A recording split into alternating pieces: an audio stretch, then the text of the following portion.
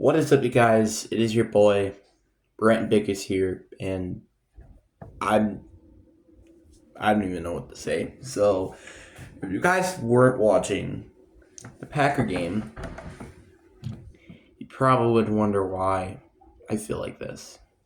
So, you're probably wondering, where am I? Because this does not look like my kitchen. Because I'm actually at a sleepover at the moment, and I have my cousins over there trying to be quiet, which it seems like that is a very hard task for them to do. So, yeah, but I wanted to just talk about the Packers because, to me, and I know this might be a little weird because I did not expect us to win this game, but the fact that we should have won this game, in my opinion, and yet we've lost was extremely frustrating because, this team was supposed to just be that this team was so all close to making it and winning going against the Niners was insane to me. Now, credit to the Niners actually making the stop obviously and stuff. But no offense, but so it's just it was so frustrating. And then obviously I want to talk about the bad stuff before I get to the good stuff. And the best example of this was during the second half of the fourth quarter. This was probably showing you an example of what I like to call growing pains. And then I'm also going to talk about some other things and stuff like that. So, a rookie kicker, and Andrew Carlson, missed a 48-yard field goal, which we would have been up by a touchdown, and we missed it, which let the 49ers get a touchdown and then have the lead by 3. And I knew right away when he kicked that field goal, I'm like, yeah, they're about to score a touchdown. Because that is being a Packers fan when you have Joe Barry as your defensive coordinator. Now, obviously, you could complain during the end of the game. It could be on Jordan Love. You could blame it on Andrew Carlson. You could blame it on defense. But to me, this was just a team, and it's basically the entire team's fault. So, just again, Andrew Carlson missing that field goal, that sucked. And the defense did not play good during that drive. It sucked. And then you had Jordan Love throwing an interception. And this throws a completely new concern that I have for Jordan Love. Can he win game-winning touchdowns? Can he make us win game-winning touchdowns against good teams? Because this is something that I've had a concern with because, well, take a look at the Raiders-Broncos game. They were literally the same thing, and they threw an interception at the end of the game to lose. That's something I just saw back in my head, back, and back when he threw that interception. And I'm like,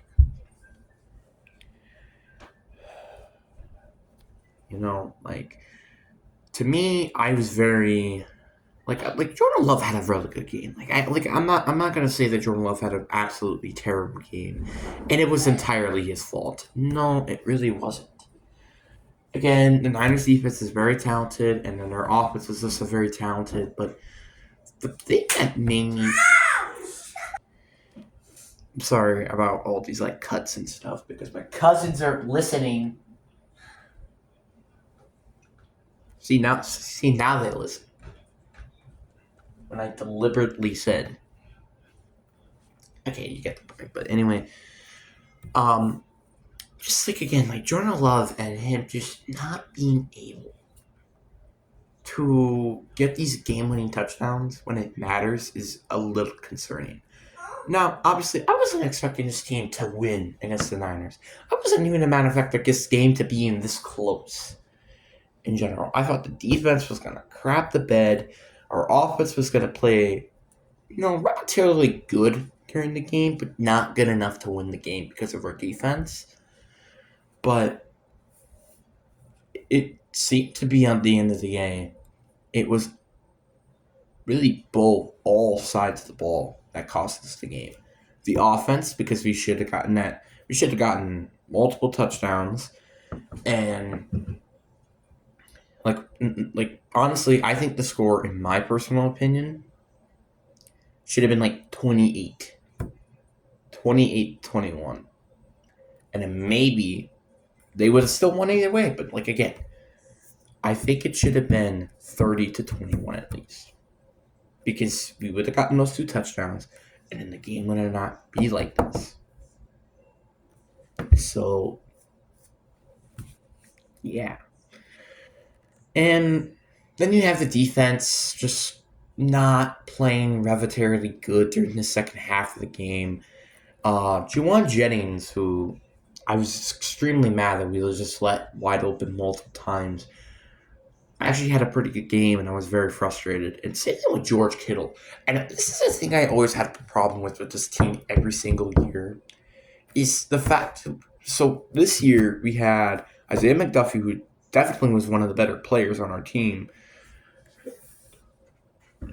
And then you had Devondre Campbell, who was definitely very good this year when he was on the field, and then Quay Walker, who's had a better season than he did last year. But it's just very frustrating that we had a first-round pick player, a seventh-round player who played very good during that game, and then a free agent. And none of them yet could have gotten George Kittle, who got the only passing touchdown during that game. So, yeah, but also, again, credit to the defense only allowing 1 passing touchdown. But the problem, and I want Green Bay, I want Matt LaFleur specifically to note on, is Christian McCaffrey. Because he averaged 5.8 carries during the game. He scored 2 touchdowns, one of them being a 39-yard touchdown. And then we had all of this draft capital wasted in the front 7 to stop this issue specifically. We have Kenny Clark, who was the 3rd-round pick. Then you also had Devontae White, who was a 1st-round pick. Quay Walker was a 1st-round pick. Devondre Campbell was a free agent. Rashawn Gary was a 1st-round pick. Lucas Van Ness is a 1st-round pick. Preston Smith was a free agent. You get the point. We wasted so much draft capital just to stop this defense. Just for this to happen. It's very frustrating. And honestly, I can somewhat blame this on the defense just because of the factor, and I'm saying this every single time I get mad about the defense. We wasted so much draft capital on the front 7, specifically the front 7, for them to just crap the bed. Because Jaire Alexander and Darvon Savage are the only players who started were 1st-round picks on that secondary.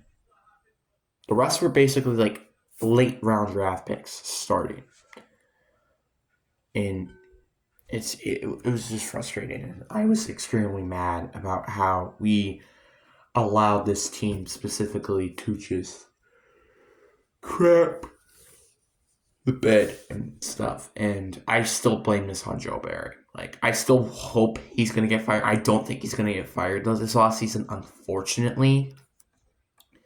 But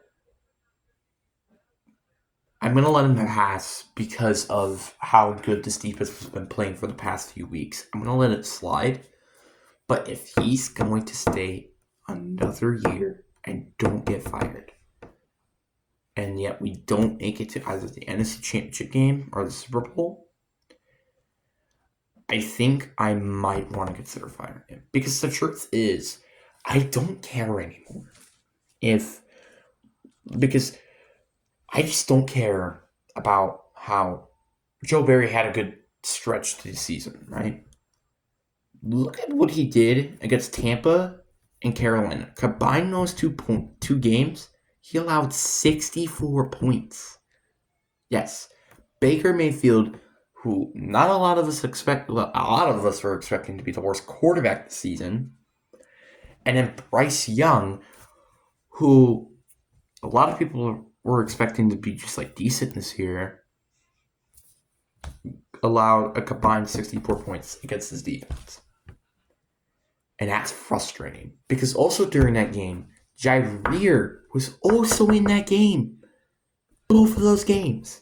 So it's just like, why? And it's so annoying, you know? And then the special teams.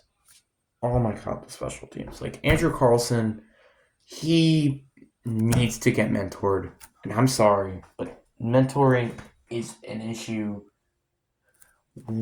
with him, and I'm sorry, but this is the front office fault for not deciding to keep Mason Crosby just to mentor Andrew Carlson or have someone compete against Andrew Carlson this season. Because the factor that we let a rookie kicker just go out of thin air and stuff, and I'm pretty sure he was like a 4th or 5th round draft pick, is insane. And I'm just very frustrated with Andrew Carlson. The fact he missed that field goal and then made the other two was very frustrating. And that literally was kind of what cost us the game. And that's why I'm hoping we're going to get a veteran guy in here and just to, like, compete for the starting job at the kicker, because, like, I'm getting very frustrated with that. And then there's one concern I have. I don't know if this team is going to come back next year like it's been.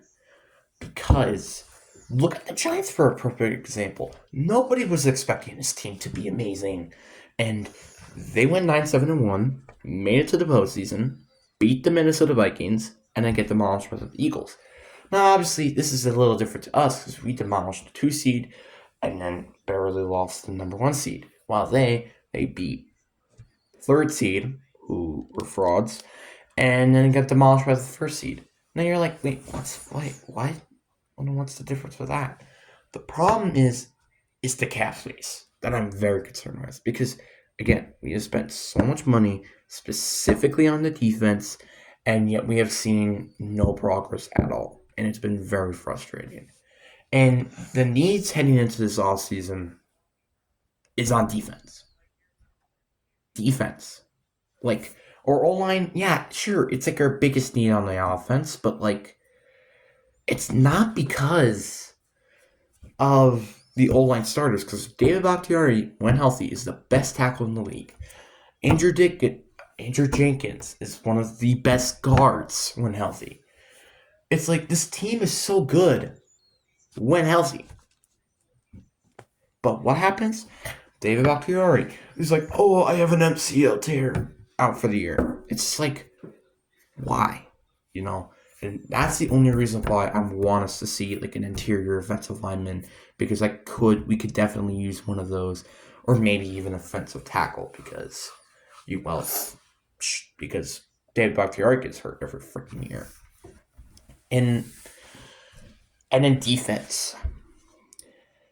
And I'm probably going to be saying I'm very pissed with Joe Barry, because our needs are corner, safety, which I'm not surprised because, well, we had no safeties heading into the season until Darrell Savage,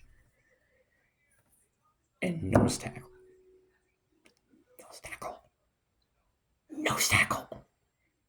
Yeah, you know the front seven? Yeah. The draft pick where we have 4 first-round picks? 4. Not 1, not 2, not 3, but 4. 4 first-round picks. Just to crap the bed. absolutely impeccable to me. And I have no words to say. It's just frustrating.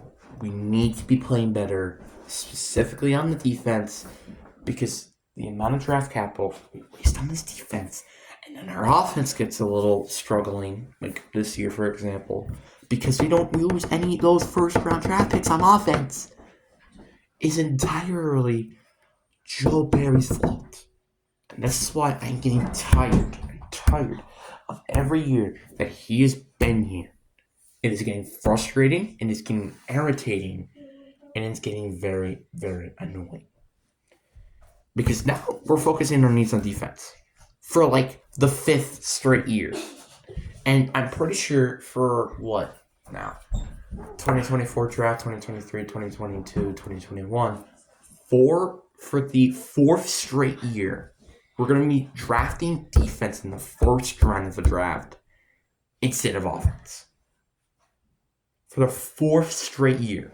You know when was the last time we had like a starting offensive player? I don't even remember. The last time we drafted an offensive player was Jordan Love back in 2020. And then you start to blame, wait, why is the receiving corps so bad? Why is the O-line so bad? It's because we don't use any draft picks in the first round. Like, it's like, again, the defense is being extremely frustrating and irritating. It's like, yeah. Hey! So, it's just been very frustrating, and the defense just... Yeah, I'm sorry that I'm out of breath, because these guys can be an extreme handful.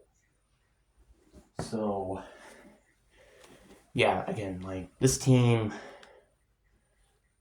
like, this has been a very good season. I'm not saying that this is gonna, like, I'm saying, oh, this team is gonna be terrible next year. I'm not saying that. It's just, like, I'm concerned because of what could have happened, is what concerns me. So... Anyway, hope you guys enjoyed this video. Peace.